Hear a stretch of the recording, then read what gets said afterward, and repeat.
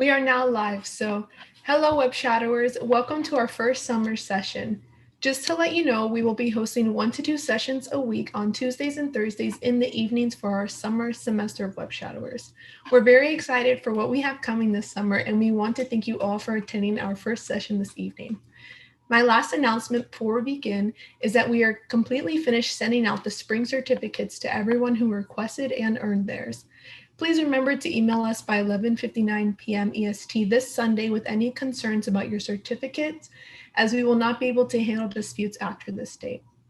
With that being said, we have the pleasure of hosting Dr. Parisis again, who will be teaching us all about radiology. As always, please remember that the Google form will be posted in this chat box and in the description of the video at the very end.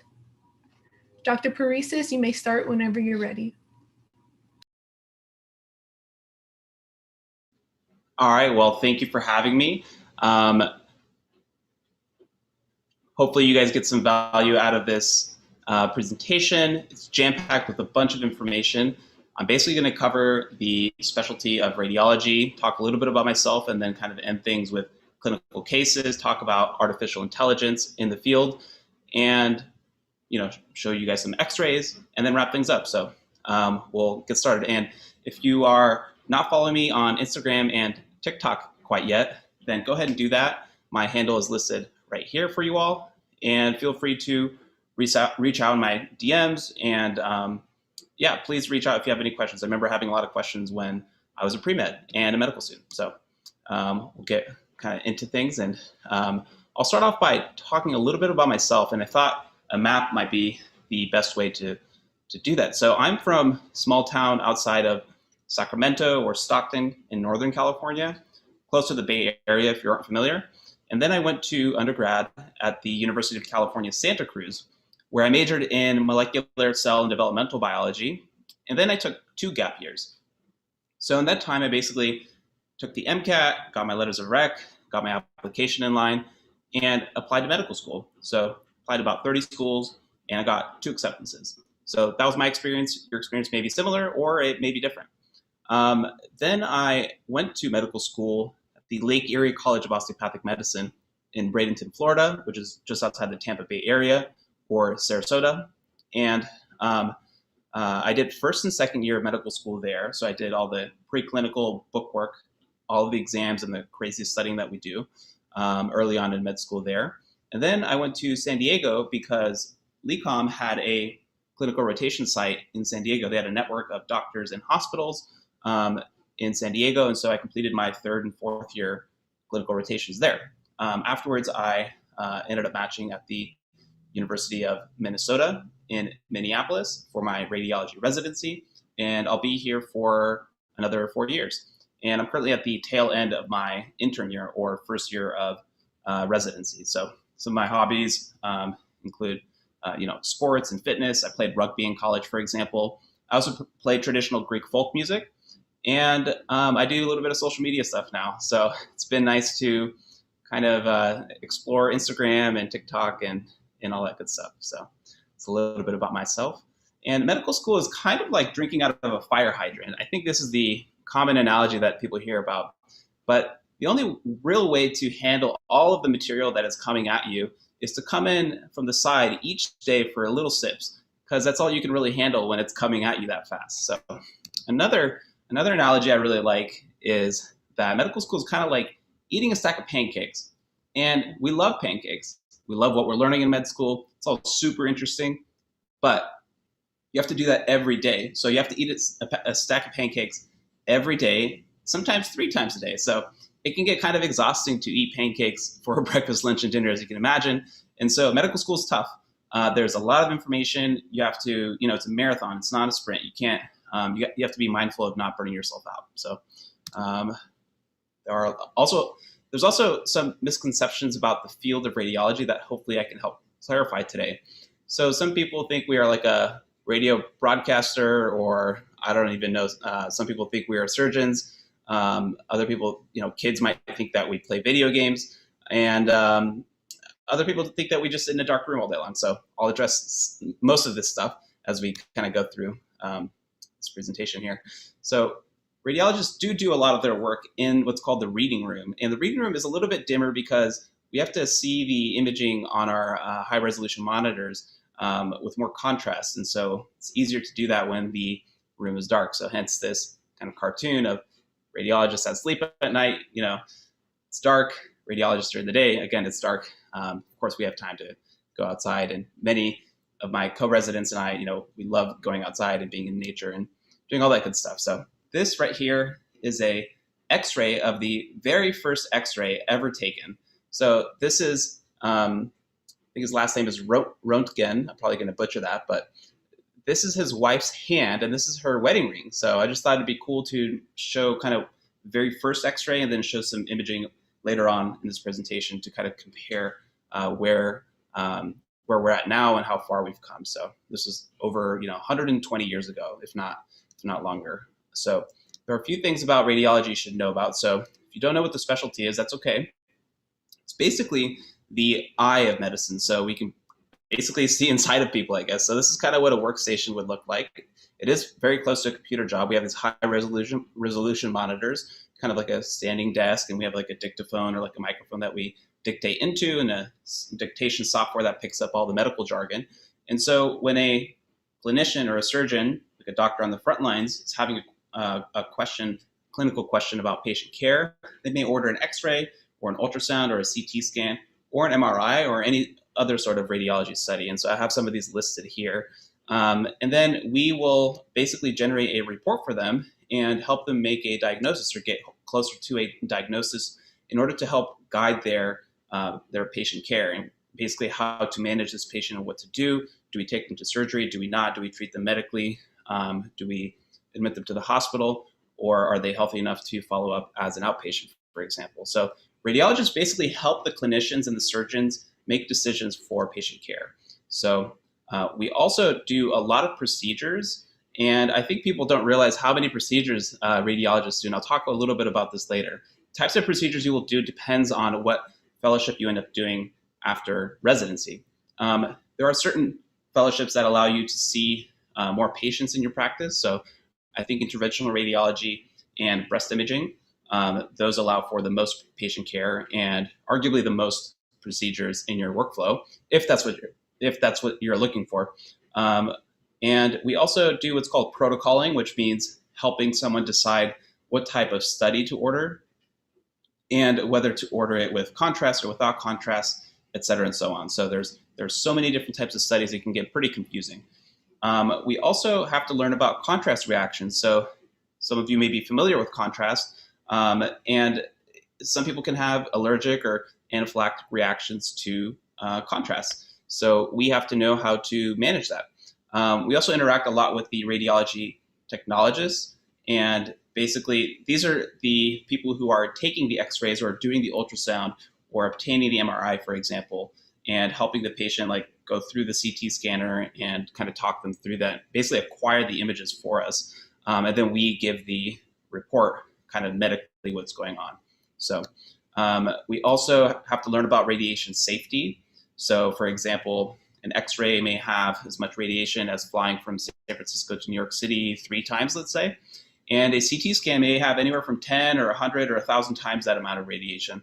So the difference is that, the amount of radiation is more, but also if you compare X-ray and CT to ultrasound and MRI, ultrasound and MRI don't have ionizing radiation. They have non-ionizing radiation. So basically they don't cause cancer is the main takeaway. We also have to learn about physics. So physics is on radiology boards. And so it's not like your high school physics. Don't stress out about it now. And you just kind of pick it up as you go. Of course, can be challenging, but it's part of the, your residency program will equip you to learn the radiology physics, the medical physics. So this I thought was a funny cartoon because it says, you'll never amount to anything staring at that screen all day. This kid playing the Nintendo here. And of course, 30 years later, son, I'm glad you made something out of yourself and stopped sitting around staring at that screen all day. So radiology is pretty close to, as close as you can get to a computer job or a desk job. So we use a lot of really cool high-tech equipment and really cool software. So if that's interesting to you, then maybe consider it. So I'll talk a little bit about the non-medical aspects of radiology too, like how many scans do you read in a shift, and stuff like that. So scans that you will read in a shift can vary widely. So usually you'll see like a variety of different types of imaging modalities throughout the day. So maybe anywhere from 100 to 200 different types of scans. That'll be a mix of X-rays, ultrasound, CT scans, MRIs, and everything in between. So it's a lot of there's a lot of variety, and so this is a meme here.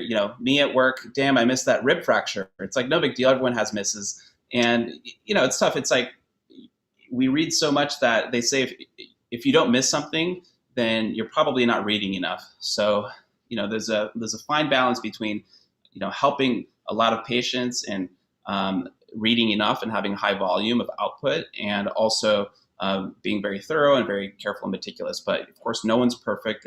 Humans are not perfect, so invariably we will miss things. So if you're wondering what the hours are like, it's basically shift work. So you can think to yourself like, when I'm on, I'm on. So in residency, the kind of typical hours are like 7:30 to 4:30, and that's pretty standard. Of course, we have to take calls sometimes. That can be evening call where we're working maybe a 12-hour shift that's overnight. Let's say 7 to 7, or maybe like 3 or 5 p.m. to 11 p.m. at night, or like 1 in the morning. So it just depends on how your hospital does things. Thankfully, the vacation and the salary is above average for physicians on a whole. So I think it maybe should not be taboo to talk about money and time off, because physician burnout is a huge issue. So is physician suicide. So I think we need to think about lifestyle, of course, when we're maybe thinking about what specialty to pursue. If you're wondering what the actual, like what types of imaging am I reading based on rural versus urban, private practice versus academics, that varies wildly as well. So, in the more rural setting, if you're more at like a community hospital, you'll be doing more general work, so maybe reading everything. And then in academics, things are generally more specialized. So if you are subspecialized in, let's say, musculoskeletal radiology, then you will be reading primarily, if not 100% that. Private practice will be, 25 to 50% what you are fellowship trained in, and then the rest will be basically getting through all of the work list. And hopefully that helps color your understanding of some of the differences between the different practice types. Of course, there's national, international that you can think about, and then if you work at a government setting or not. So there's lots of variety in how you can kind of craft your clinical practice as a radiologist. So of course, you want to think about malpractice, because invariably we will miss things. And radiology is not the most litigated specialty. I'd say it's like medium high on the list, or like medium.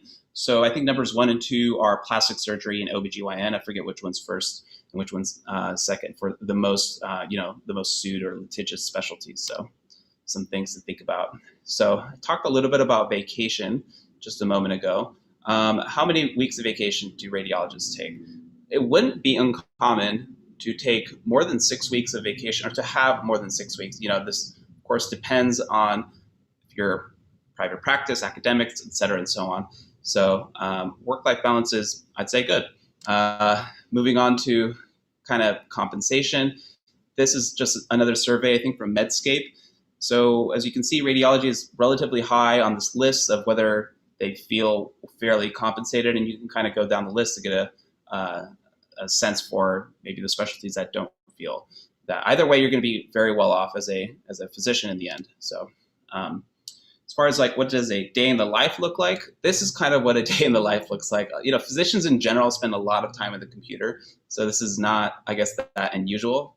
For a diagnostic radiologist, of course, you're spending a lot of time at the computer. This is where you're doing all of your work. But throughout all of this, of course, you are spending time at the computer. But in between here, you will be doing procedures. You'll be consenting patients, talking to them about the procedure, talking about risks and benefits, protocoling.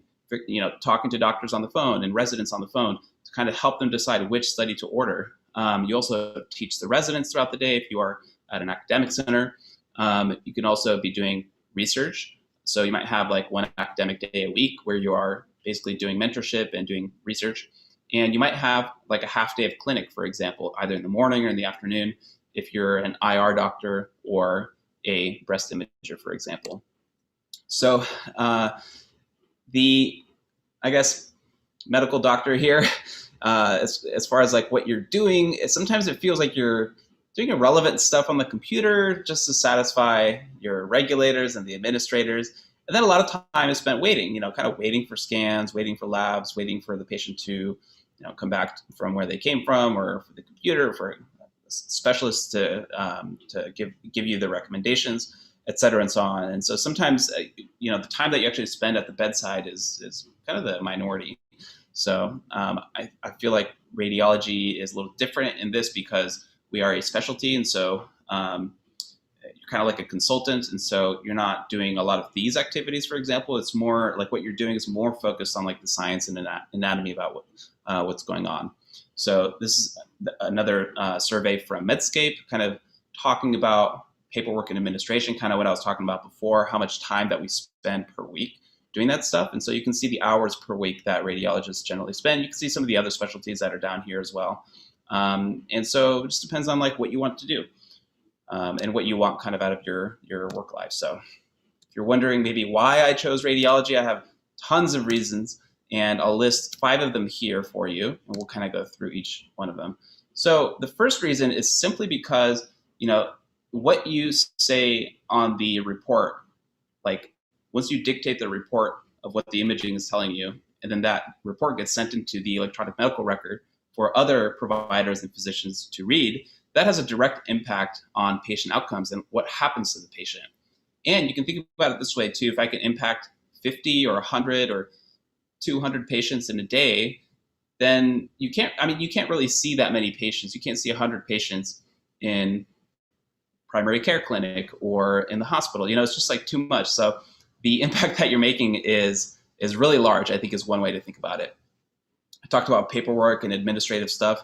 So we have little paperwork and bureaucracy, and we mostly focus on kind of anatomic pathology. So we are kind of using the imaging to tell us what disease process is or is not going on. We're not spending time, placing that many orders or reviewing the chart. I mean, sometimes we are reviewing other imaging, so this chart review is kind of tied into there. But we're not talking to insurance companies or on the phone with the pharmacy or figuring out where patients might be discharging to, because sometimes they have very complex social situations. So we're not spending a lot of time coordinating their care necessarily. So the third reason why I chose radiology was because of the breadth and diversity of pathology. So basically, we see a bunch of diseases in all of the organs with many different imaging modalities. And we see some of the sickest patients in the hospital because they often are very sick and very complex. They need a lot of imaging. And often the most rare diagnoses require imaging in order to help confirm that diagnosis or to make the diagnosis. So that makes the specialty really interesting, I think. And I think in general, radiology is a very innovative and cutting edge and kind of technology driven specialty. So artificial intelligence is a very exciting field. And I'll talk a little bit about artificial intelligence towards the end of this presentation. And that said, there's a lot, the field of radiology is very, very broad. And so there's a huge emphasis on teaching and research and studying. And, residency is 6 years, 1 intern year, 4 diagnostic residency years, and then 1 fellowship year typically. Most people do a fellowship. So there is a lot to learn. And generally people enjoy teaching. And so I think it's nice to have a culture that kind of fosters teaching and research. So there's no way to fit everything you need to know about radiology into, a couple of weeks. So there's no cramming. So this meme is kind of like, you just can't cram it in. There's too much to know. So you'll slowly pick things up throughout the years, throughout med school. You'll learn some things about radiology, like the basics, and then residency will really equip you with the tools to do radiology. So this is another kind of survey, or the physician pain scale. And you can see where radiology lands again, relatively high up there. So I guess in the blue zone, we are living the dream theoretically. And you can see some of the other specialties that rank up here. So I guess I'm just providing this stuff as things to think about when you're deciding about a specialty. Um, would I choose the same specialty? 93% of people say that they would. 93% of radiologists say that they would pick the same specialty. Again, you can see some of the same specialties here that you saw in prior surveys and on the physician pain scale. So I think this is a good omen for the field of radiology kind of going forward.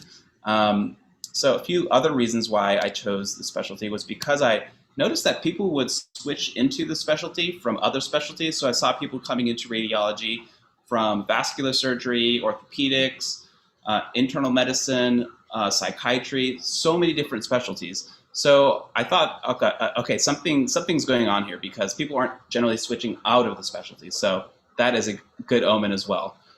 Um, Also, if you consider yourself more of a thinker rather than a doer, then think about like what you want your like what you're doing at work. Like, do you want to be physically doing things with your hands, or do you want to be more working with your mind? And so, radiology has a little bit of both, and you can craft your practice how you want to, depending on the specialty that you do. So, I consider myself more of a thinker, and you just want to do some introspection and reflection about what type of person you are and what you want your workflow to look like. So we do a lot of problem solving, a lot of thinking, and basically looking at the imaging and thinking like about all of the things that this could be, that any one image could be, the information that it could be telling us. So as far as the like reading room, the workroom for radiologists is basically like multiple desks with like those computer setups with like 8K monitors that you saw earlier. And it's generally like a quiet, low stress place. It's not noisy. There's not people yelling or puking in the hallway or, bells going off and beeps. And it's, you get the idea. It's like, it's a more chill place. And in general, I think the people are chill and humble and kind of laid back. So I think that's another reason why I chose this specialty. Just because I, am a little bit more laid back and, or at least I consider myself more laid back.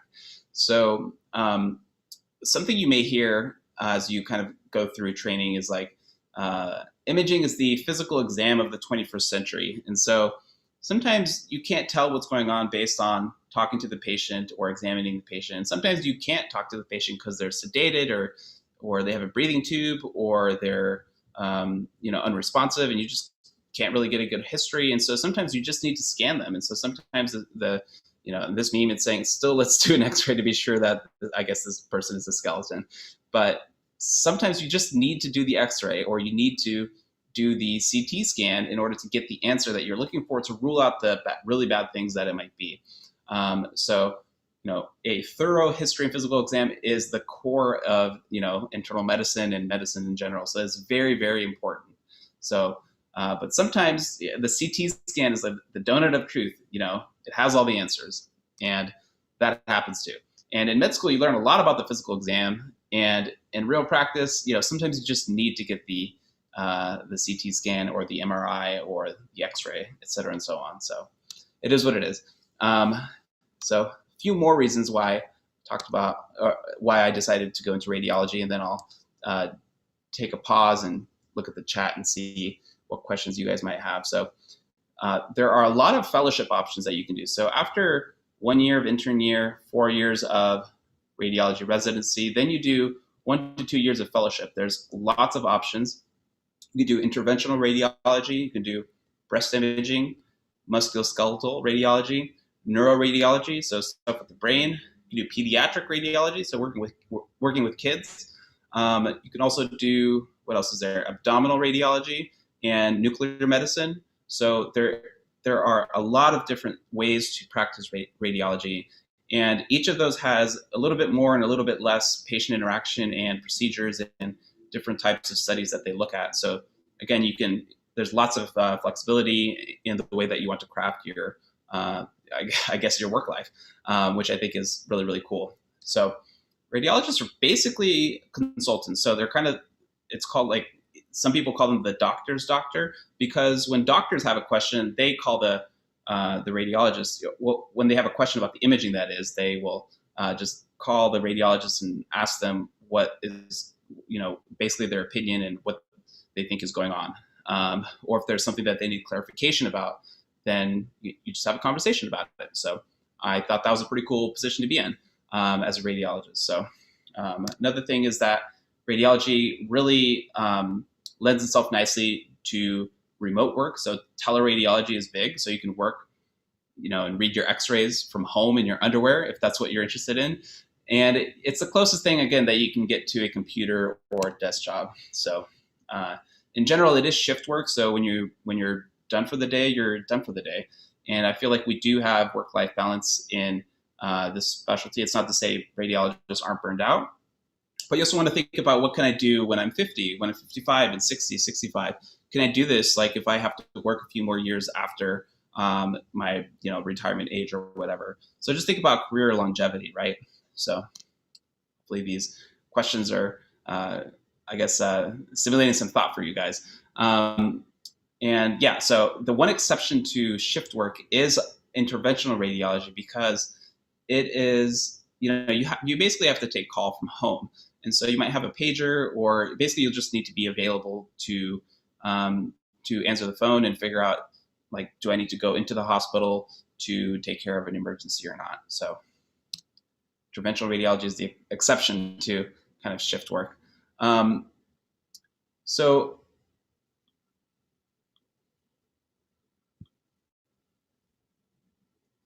right, so we have a question here. Why did you choose DO instead of MD? I'm going to change the question because you can't really choose DO over MD unless you get into both an MD and a DO school. So there's no sense in worrying about this question until you actually are there. So I was accepted into 2 osteopathic schools. So you kind of go where you get into, unless you get into 10 different schools and you have a nice variety of both. So I think that's why it kind of chooses you, right? Because where you apply will be kind of, the school that accepts you will kind of be a reflection on your application. So if you have interests in extracurriculars that are more, geared towards a DO school, then maybe that's where you'll end up. So I guess that's my answer to that. Another question here is, what's the most interesting cases you've had to deal with so far? That's a tough one, because I am currently in my intern year where we're doing more of a general year. So I've done rotations. It's kind of like a third year of medical school where I'm doing internal medicine, emergency medicine. I'm currently on neurology, for example. I've done 2 months of surgery, like trauma surgery and burn surgery. I've also done pediatrics and psychiatry and OBGYN and 2 months of radiology this year. So it's tough to comment on a single case. There's interesting cases in every rotation. So I don't have one ready for you quite yet. Another question here is, did you always want to do radiology? The answer is no. I had no idea what radiology really was before medical school. I didn't even know I really wanted to go to medical school before third year in college. So I didn't really decide until I started taking upper level biology courses, which I really enjoyed. I thought I would probably want to have a career in healthcare. I just didn't know what exactly. And I think kind of my interest in, digital health. I worked at a Google Glass startup before medical school during my gap years. So then I did some computational biology research in medical school. So I don't know. I think I had this interest in, not computers necessarily, but kind of working with my mind, and radiology really spoke to me. So no, I did not always want to do radiology. Why is too much radiation bad? I know it can cause cancer, but what is the effect on the body? So I think the main reason is because it can cause cancer. Certainly we want to minimize. So we've come a long way with how much radiation is used for things like CT scans and X-rays. So we basically use the lowest dose necessary. So it's all about risks and benefits, right? So if you have too much exposure to radiation from medical imaging, then that can predispose you to cancer later down the line. And so, for example, in children, we really want to minimize the ionizing radiating studies like CT scans especially, because that can set them up for development of cancer later down the line. So that is the main reason why too much radiation is bad. Of course, radiation can also be used therapeutically. There's a whole specialty of radiation oncology, and it's a great specialty. And most of the patients who are getting radiation, of course, therapeutically, they have cancer, and they're usually older. So age is a big risk factor for developing cancer. So hope that answers that question. So this meme right here is basically touching on, again, shift work. So this is the emergency doctor coming in saying that, hey, I need a scan, and it's the minute before your shift is over. And it's not like we're going to say, no, we're not going to read the x-ray or whatever, but we'll pull up the x-ray and it'll take literally minutes to read, and then you'll move on to the next thing. So it might be a CT scan. That will maybe take a longer period of time, maybe 20 or 30 minutes. And it's a little different than, being on call and then having a new patient be admitted, and then you have to work the patient up for anywhere from 1 hour to 2 or 3 hours. If you're in residency, you might have to staff the patient with the attending and talk about what you're going to do with them, what the plan is. So again, shift work. I think emergency medicine is also shift work, and so is anesthesiology. So procedures. So here we see the patient saying, I am wise. I see you, med student. Am I the see one, do one, or teach one case? So what procedures do we do? There's kind of this saying in medicine, like see one, do one, teach one. And this is, I think, it's partially applicable to patient care, but also I think mostly to procedures and kind of hands-on stuff. So if you're in musculoskeletal radiology, you might be doing things like joint injections, like putting a little bit of steroids in almost any joint that you can think about: shoulders, wrists, knees, ankles, et cetera, and so on. You'll also be doing things like bone biopsies, or learning how to do them at least.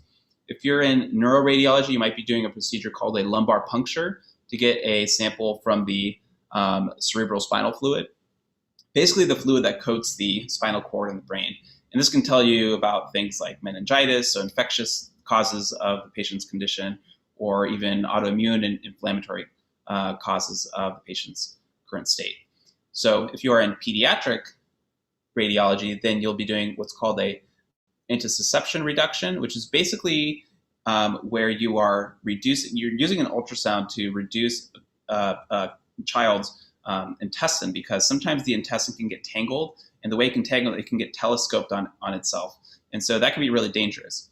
So that is a pediatric emergency. And so radiologist actually helps reduce that or make it go back to normal.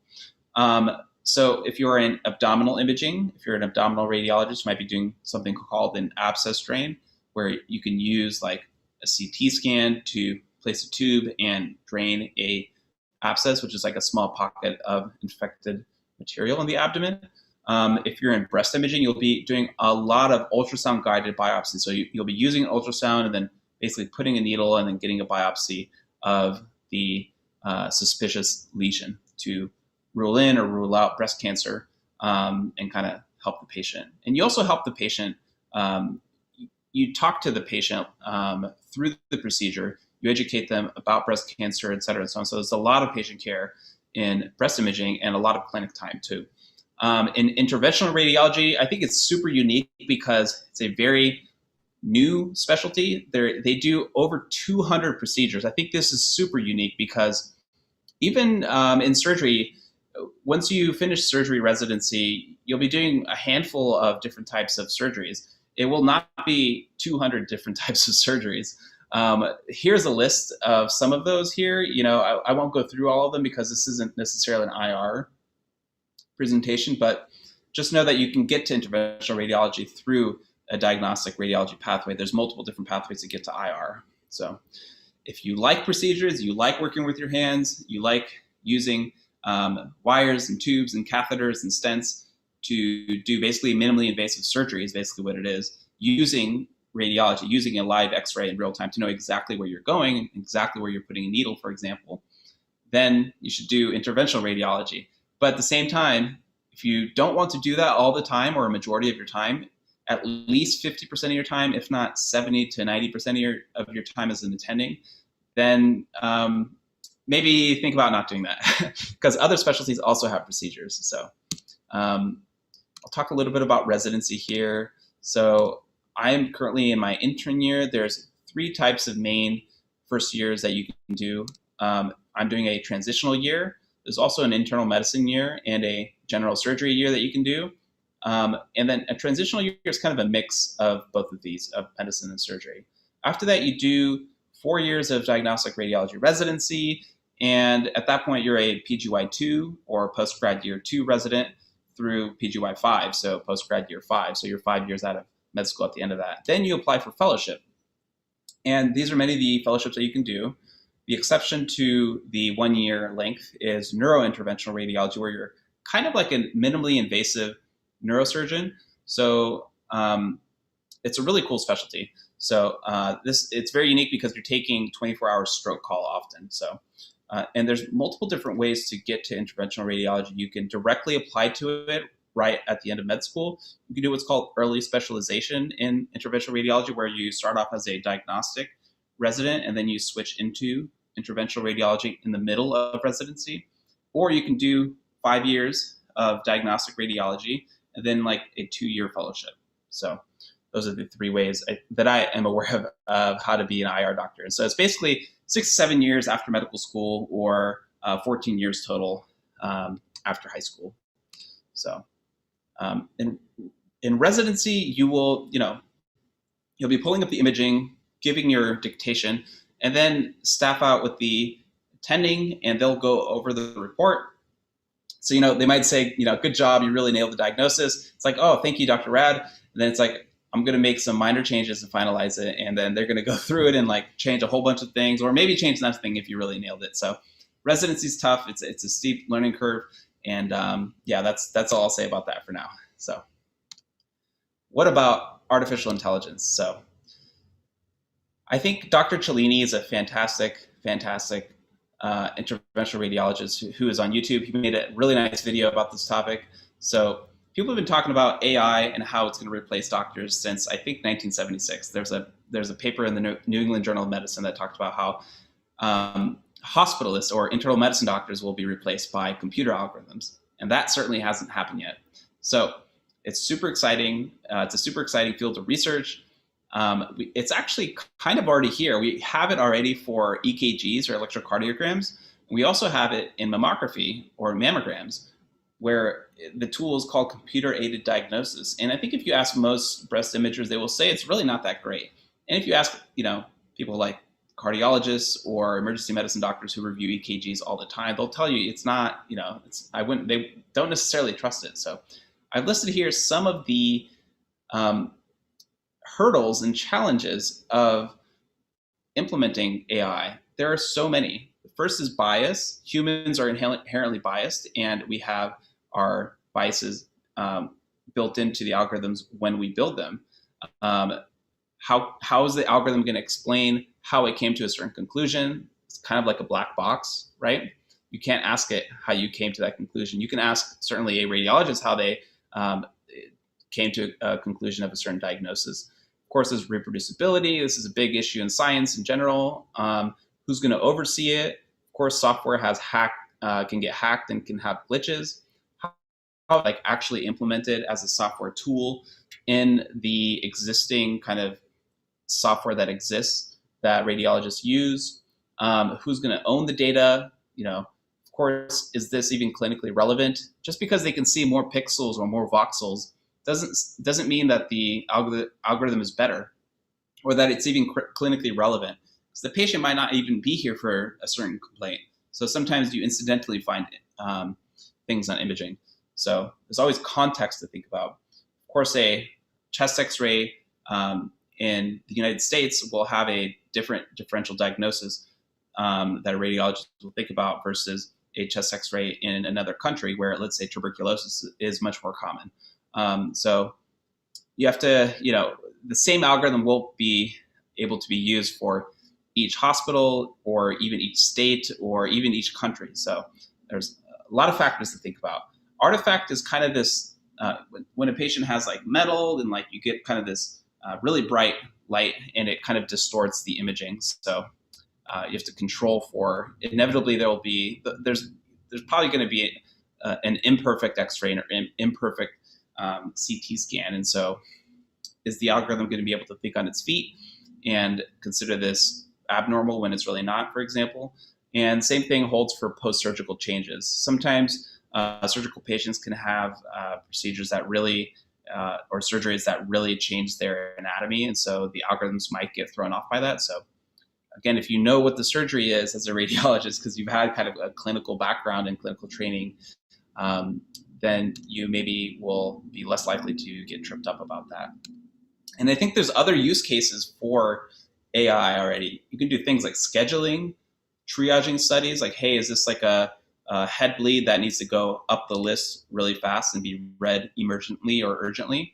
And the AI algorithms are very good for like one thing. The chest X-ray algorithm for pneumonia it's only good for pneumonia. So you have to find, I think we'll have to have multiple different algorithms. There won't be just one, for example. So the application uses are very, very narrow. So in the end, I think the takeaway is that AI will ultimately supplement the radiologist to improve patient outcomes. So the practice of radiology in the future will likely look very, very different than it looks today. And so I don't even consider that a bad thing. I think that's really, really cool. So don't let anyone persuade you that radiologists will be replaced by AI, because people have been saying that for a while. So here's a timeline of like what's been going on in radiology. So at first we had X-rays, then we had ultrasounds and CT scans, and then MRIs, and then digital X-rays. At first it was like a film, right? Then we had transcriptionists and lots of CT scans, and now we have AI, and who knows what will happen in the end. But you also want to think to yourself, like, what would my parents want? What would my mom want, or my brother and sister? What would a patient want? So you really want the algorithms to be fully in control. So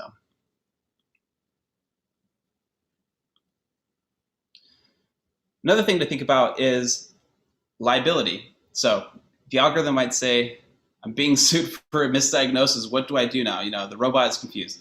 It's like, hey, that comes with the job. So also, who's going to take liability? It's going to be the hospital. It's going to be the engineers or the startup company that developed the algorithm. Will it be the radiologist who's using it? So a lot of things to think about here. We'll see how things kind of play out in the future. So some misconceptions that I hopefully have addressed here. Radiologists are not all socially awkward introverts. We do have a lot of patient care in radiology, depending on your fellowship that you train in. Reading imaging is not easy. It's very, very complex. And not all scans have ionizing radiation. That's an important takeaway, I think. And AI I don't see it replacing radiologists. So yeah, I'll kind of stop here and we'll go forward with some cases, and I'll answer a couple questions that rolled in here. So first question here is, what do you do on your downtime when you're not on call? Yeah, so I have a lot of hobbies. So one hobby is doing things like this, like social media stuff, and I'm mostly on Instagram, but also on TikTok. So kind of creating content and videos and pictures and editing all that stuff and thinking about what to say and how to say it, putting all that stuff together has been a really nice creative outlet. Another thing is that I play traditional Greek folk music. So I play an instrument that's very similar to the violin, and I also play the mandolin. So I'm actually playing for a wedding in 2 weeks. So it's something that I love doing. I think it's important to keep up your hobbies as you go through training. And then, I just try to do normal things, hang out with friends, travel a little bit, spend some time in nature and outside, go to the lakes here, or snowboarding, whatever, lately golfing. So I basically just try to do normal stuff, I guess. Next question here is, did you ever experience burnout from medical school, residency, et cetera, and so on? And how did you handle it? So yeah, so I think I felt the most burned out at the end of second year of medical school, just before starting clinical rotations. And I think the reason for that is because I had some personal family stuff going on, in addition to just a lot of coursework. That's when you take USMLE Step 1 and are kind of finishing up all of your exams for preclinical years and kind of the bookwork of med school. And so I was just really, really ready for a break at that point. I didn't feel so burnt out that like, I wanted to like drop out or something like that, or like my mental health really, really suffered. It's super challenging, but I think the way to handle it is basically to think about your coping mechanisms. How am I going to handle stress? Because think about how stressed that you might be as a pre-med. Well, you will likely be more stressed as a medical student and then as a resident, and then being an attending is incredibly stressful because patient lives are literally at stake, and you are where the buck stops. You are calling the shots.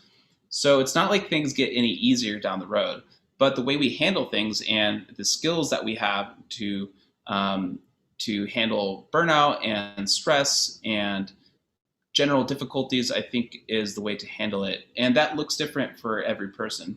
I know my mental health is better. I just mentally function better when I sleep more. So you have to prioritize sleep, to prioritize kind of self-care, if you will, and fitness and eating well, I think is important. Of course, keeping in touch with your family and friends. I think we underestimate the value of social relationships in family. So those are some of the ways about, how I handle it. Of course, other people have creative outlets. I play music and kind of create stuff like this digitally now. So some people do photography, and just find what works for you is what I would say. So, all right. So moving on to cases. So here we have a chest X-ray.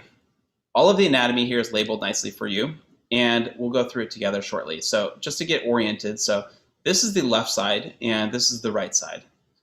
Black is less dense, so the lungs here have air, and white is more dense. And so here we can see the heart and the liver sits over here. And of course, bones are more white because they are more dense. So that's how you can kind of get oriented. So the heart sits a little bit to the left here. You can see kind of the windpipe and the trachea coming down. The carina is where it splits and bifurcates into the two lungs here. We have different zones of the lungs: upper zone, middle zone, lower zone, et cetera, and so on over here. You can see the ribs. Some of them come from the front and some come from the back. So this is a posterior rib. This is an anterior rib. This is the left hemidiaphragm, or the diaphragm. Here's the right diaphragm. Of course, again, we can see the different chambers of the heart somewhat, the right atrium, left ventricle. You can even see a little bit of the stomach here. So you can see some bony structures like the clavicle and the scapula over here. So hopefully that helps you guys get a little oriented. So when we say things are more black on X-ray, then they are more lucent is basically the fancy word for saying that. And then if they're more white or more dense, then they are more opaque or radio-opaque or radiolucent. So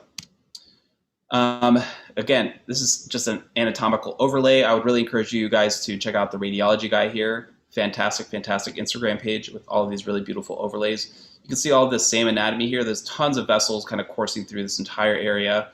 Here's the inferior vena cava, superior vena cava, of course the aorta and the aortic arch. You can see, the stomach sits here, pancreas sits here, and the spleen kind of sits over here. So this is a chest CT. So you can kind of think about this like a slice through the body like this, kind of like that.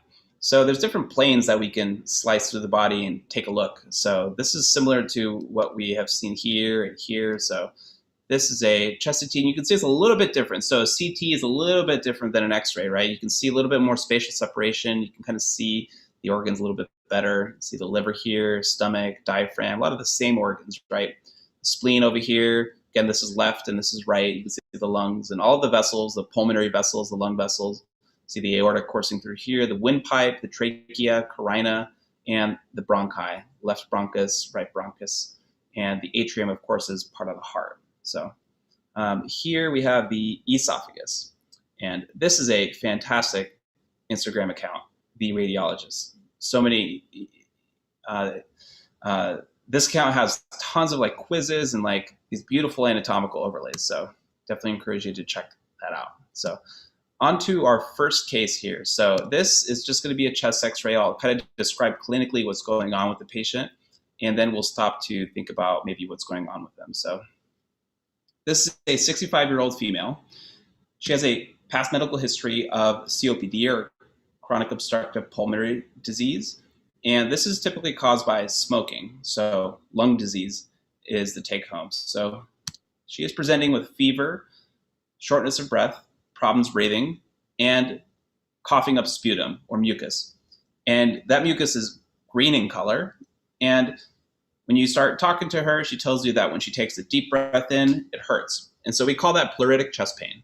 So she also has, nurses will help us and they'll obtain vital signs like heart rate, oxygen saturation percentage, blood pressure, respiratory rate, and temperature, of course. And so tachypnea is the fancy medical word of elevated respiratory rate or breathing fast. Tachycardia is a high heart rate. So if you put a stethoscope on the patient's chest, then you might hear some crackles.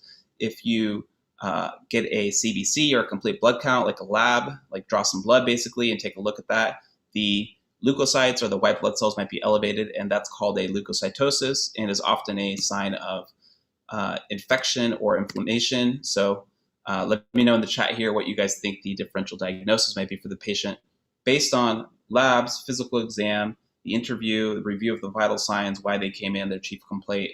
And here we have the chest x-ray. Again, this is the left side, this is the right side. You can kind of see something that's going on over here.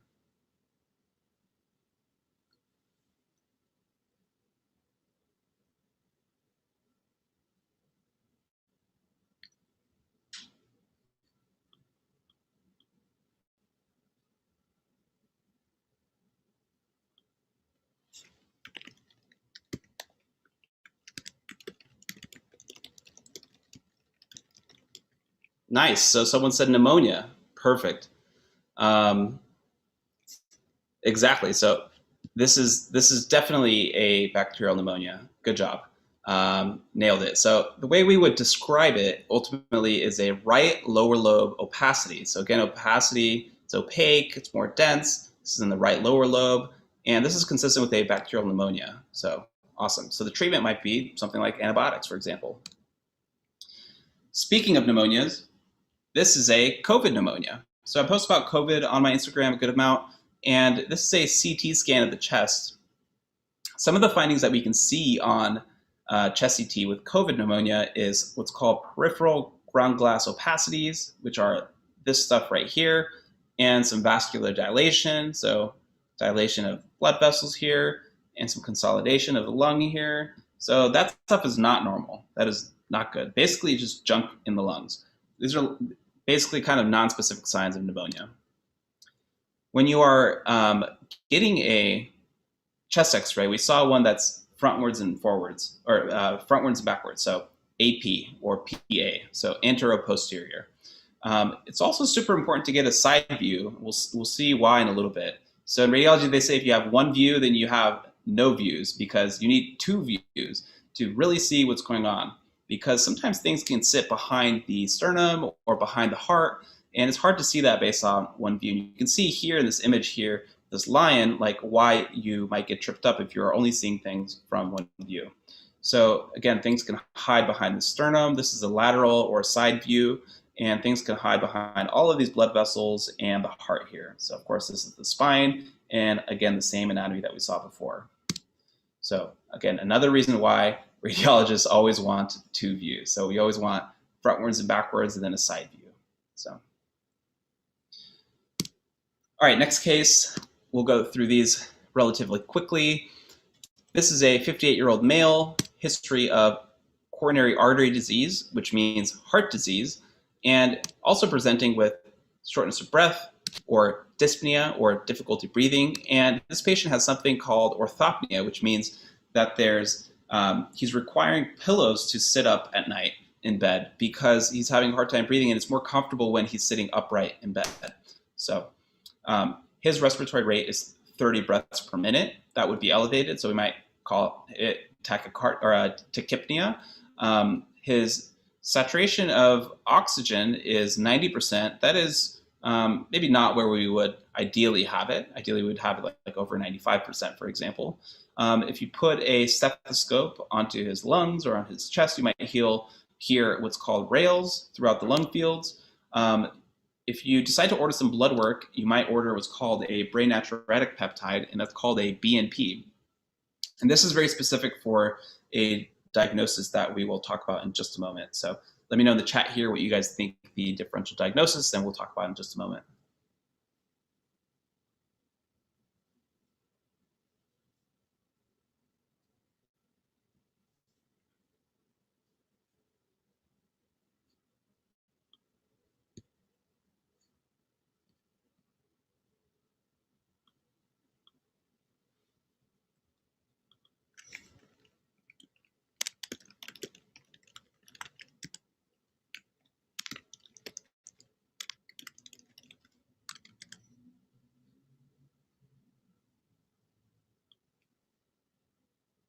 Nice. Someone said pulmonary edema. Nailed it. So the way we would describe this is fluffy and bilateral opacities. And they're perihilar. They're next to the hyla, which is kind of in the middle of the chest. Maybe a bat wing configuration or angel wing configuration.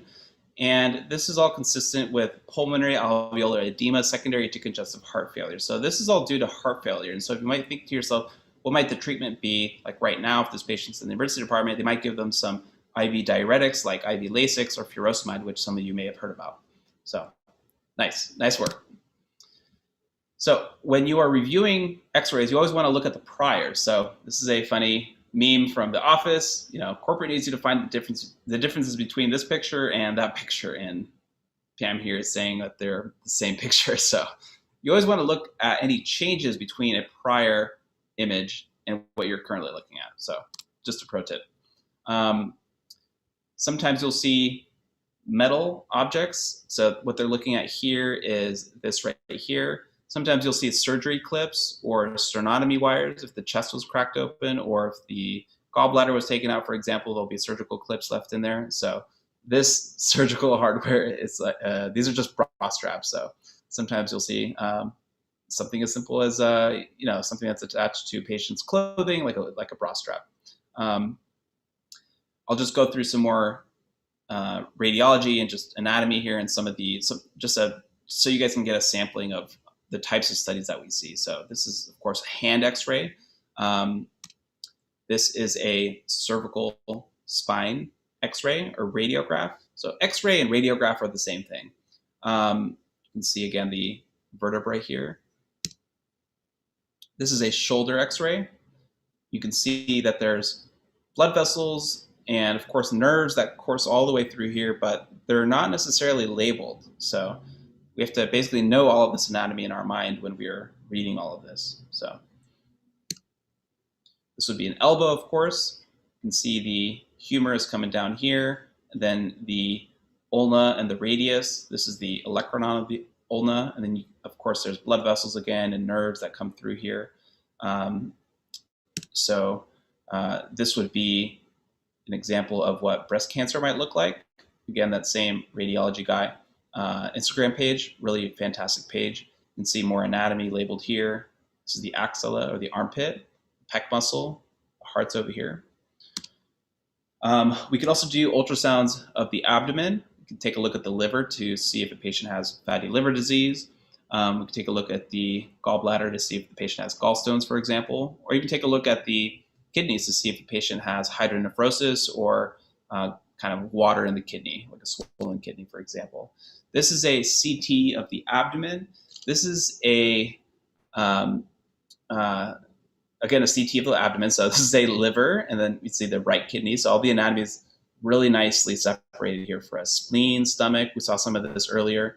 This is the psoas muscle. You can see some bowel coming in through here and intestines. The bladder, of course, sits here. We have the femurs that are over here, and then the pelvis, right? This is an abdominal X-ray. So all of that same anatomy is still there, of course, just looks different. Here we can see some tubal ligation clips.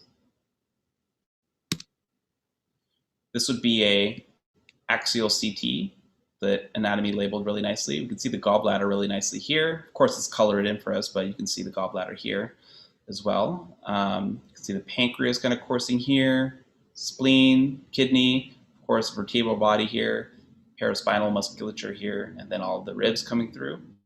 And you can see loops of bowel here, and this would basically just be poop. So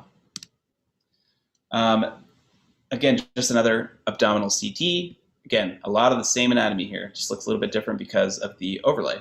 But moving on to what an abdominal MRI looks like, I just want to give an example of an MRI because the way things looks a little bit different compared to CT, but you still see a lot of the same anatomy, but it's just better for different diseases and different diagnoses, if that makes sense.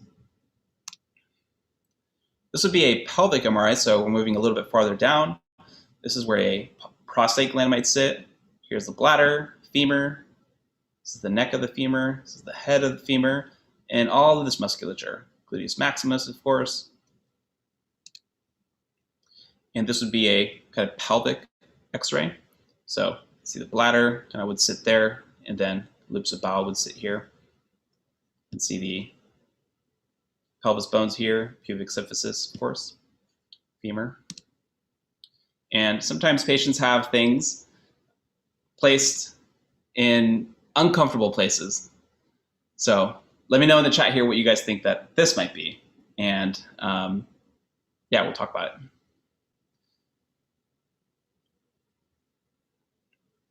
So this here is a jar of sorts. It's a cookie jar, actually. So sometimes we'll get X-rays in order to figure out, again, what's going on, and then you'll see objects like this. You can see all sorts of different types of objects. Sometimes you might see something like this. And it's kind of a joke in radiology that we say in our report, clinically correlate, which basically means figure out what's going on with the patient clinically, or what the complaint is and kind of what's going on. So let your imagination kind of run free here. Here you can see, maybe you can make out something here in the pelvis.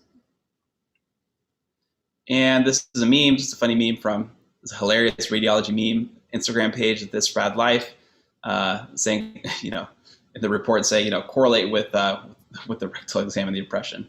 So the impression is kind of the takeaway section for the radiology report. So this would be an example of an aortic aneurysm, an abdominal aortic aneurysm, and you'll learn about this stuff in medical school if you haven't already. So this would be an example of a herniated disc, just kind of protruding posteriorly here and kind of compressing the nerve roots of the spine here. So lumbar MRI. Moving on here, we have X-ray of the knee, of course. So patella sits here. Sometimes you could have a patellar tendon injury, and then the patella could be high writing or writing high. So that's called patella alta. You can see the fibula, the tibia. Of course, ligaments sit here. You have the femur coming down, and of course the menisci over here. Same anatomy demonstrated again. And now we're down by the foot. Again, the tibia and fibula coming down, and calcaneus is back here. You can see all of these foot and ankle bones here.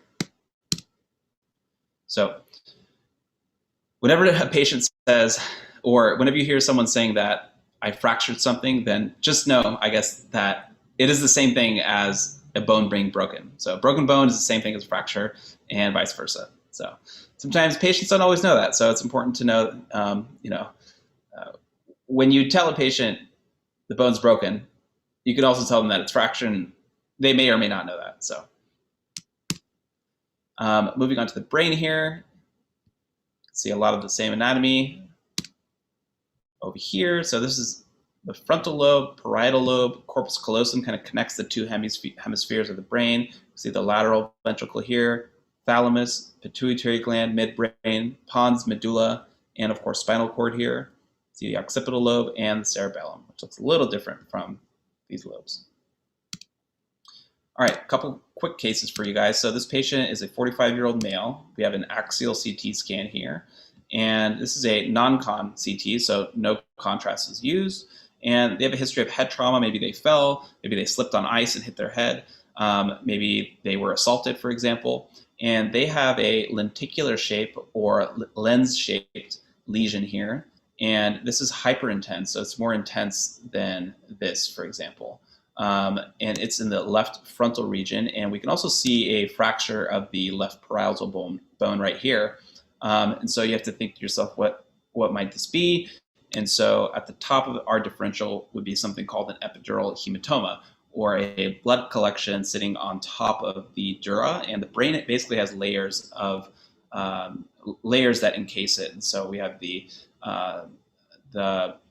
dura, and we have the arachnoid, and we have the pia mater. So the dura is kind of the outermost layers below the skull bones, and so we have a collection of blood sitting on top of that. All right, last case for you all, and here we have a 40-year-old female who presents with blurry vision for 2 weeks, and she's complaining of difficulty walking. And here we have a brain MRI, and these arrows are pointing at what's called globular foci, and these are periventricular globular foci because they're periventricular. They're right next to the ventricles. These are the ventricles of the brain. And so a patient at this age and with this gender and with these complaints, this would be classic for a certain diagnosis that is relatively common and you guys may have heard about, called multiple sclerosis. So in MS, you basically have these lesions that are called plaques, or MS plaques. So these generally look like globular foci. So I'll include here a quick video from YouTube, and this is a really, really cool 100 micron brain MRI in a 7 Tesla MRI scanner. So what that means is that this is completely normal neuroanatomy, and it was donated from a woman who did not have any neurological disease, and she was 58 years old, and her brain was donated to research. And then they scanned that brain specimen for 100 hours. So, for however many days that is, in a 7 Tesla MRI scanner. So they scanned it continuously. And so basically, the stronger the Tesla, the stronger the magnet that is used in the MRI scanner. So the more refined or the more resolution you can have in the MRI image. So this is a super high resolution, basically, brain MRI. So I just think it's super cool image and a really wonderful contribution to the medical literature. So if you're still interested in radiology, then I definitely encourage you to check out all of these resources here. Feel free to screenshot all of these resources. There's a blog that I think is fantastic. AMSR, they have a really nice PDF guide if you want to match into radiology. There is this really cool podcast right here, The Undifferentiated Medical Student. This is another really cool question and answer blog, more geared towards medical students and radiology residents and attendings. Then there's a bunch of really cool people to connect with on YouTube, Instagram, TikTok, and Twitter, and I've listed some of them here. Many of them I've already mentioned in this presentation here, so definitely check them out. And also follow me on Instagram if you aren't already. And so I'll end things by saying that people think that radiology is easy, but it's not all black and white. There's a lot of gray areas. There is a lot of gray area indeed. So I hope you enjoyed my presentation. Let me know what you found the most interesting, what case that you liked the most, what you learned. And if you're watching this on YouTube, make sure to like, comment, and share, and subscribe. And feel free to reach out on Instagram. Let me know what questions you might have, because I remember having a lot of questions when I was a pre-med, and again when I was a med student, and I still have questions. So we all need some sort of mentorship, I think. And yeah, I think radiology essentially is the best kept secret in medicine. And I thought this was a pretty funny tweet from Dr. Shadowgazer on Twitter. And stargazing kid is saying, "Daddy, what are all those lights in the sky that move?" And I guess this kid's dad is a radiologist, and it's like, well, kid, when a radiologist, dermatologist, or ophthalmologist finishes their intern year, they package up their stethoscope and launch them into orbit. Beautiful, isn't it? So if you're not totally enamored with using a stethoscope, then that's totally okay. Radiology, we don't really use a stethoscope. So yeah, I'll kind of end things there, and let me know what questions you have over in the chat. We'll kind of get to them.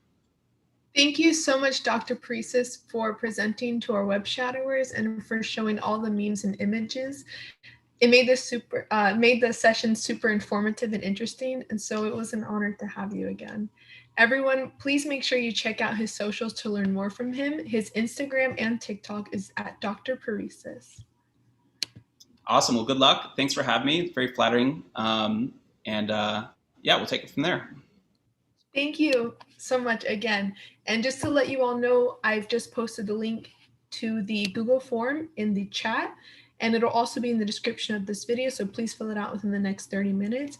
If you did not get to hear the announcements I said in the beginning, please go back and listen to them. So thank you all for attending, and again, thank you so much, Dr. Parisis. No worries.